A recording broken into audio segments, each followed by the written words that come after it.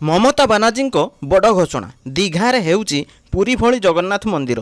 ଆସନ୍ତା ବର୍ଷଠୁ ହେବ ରଥଯାତ୍ରା।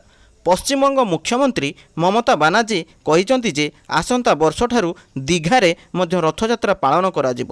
ଶୁକ୍ରବାର ସେ ନିଜ ଏକ୍ସ ହ୍ୟାଣ୍ଡେଲରେ ଜଗନ୍ନାଥ ମନ୍ଦିରର ଏକ ଭିଡ଼ିଓ ପୋଷ୍ଟ କରିଛନ୍ତି।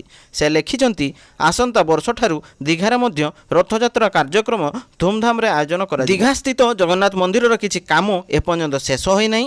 ଆସନ୍ତା ବର୍ଷ ରଥଯାତ୍ରା ଆରମ୍ଭ ହେବା ପୂର୍ବରୁ ଏହା ଶେଷ ହେବା ଜରୁରୀ। ରାଜ୍ୟ ସରକାରଙ୍କ ଉଦ୍ୟମରେ ପୁରୀ ଭଳି ଦୀଘାରେ ଏକ ଜଗନ୍ନାଥ ମନ୍ଦିର ନିର୍ମାଣ କରାଯାଉଛି। ଚଳିତ ବର୍ଷ ଏପ୍ରିଲ ମାସରେ ମୁଖ୍ୟମନ୍ତ୍ରୀ ମମତା ବାନାର୍ଜୀ ମନ୍ଦିର ଉଦ୍ଘାଟନ ପାଇଁ ଘୋଷଣା କରିଥିଲେ।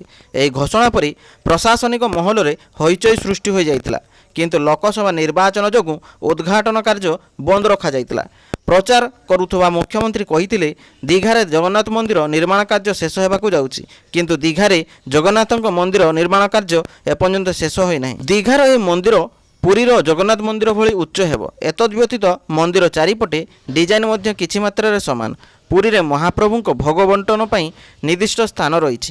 ଦୀଘା ମନ୍ଦିରରେ ମଧ୍ୟ ସେମାନଙ୍କ ପାଇଁ ପୃଥକ ବ୍ୟବସ୍ଥା କରାଯିବ। ନିର୍ଦ୍ଦିଷ୍ଟ ସ୍ଥାନରେ ଶ୍ରଦ୍ଧାଳୁଙ୍କୁ ଭୋଗ ବଣ୍ଟନ ପାଇଁ ଯୋଜନା ରହିଛି। ପୁରୀର ମନ୍ଦିର ତୁଳନାରେ ଦୀଘାରେ ଏହି ବ୍ୟବସ୍ଥା ସାମାନ୍ୟ ଅଧିକ ରଖାଯାଇଛି। ପୁରୀ ମନ୍ଦିରର ଏକ ବୈଶିଷ୍ଟ୍ୟ ହେଉଛି ବାନା, ଯାହା ପ୍ରତିଦିନ ବଦଳୁଛି। ମୁଖ୍ୟମନ୍ତ୍ରୀ ମମତା ବାନାର୍ଜୀ ପୁରୀର ପ୍ରତିମୂର୍ତ୍ତିର ଫଟୋ ରାଜସ୍ଥାନର କଳାକାରଙ୍କୁ ପଠାଇଥିଲେ। ସେପରି ଢାଞ୍ଚାରେ ଚତୁର୍ଦ୍ଧା ବିଗ୍ରହଙ୍କ ମୂର୍ତ୍ତି ନିର୍ମାଣ ହେବ।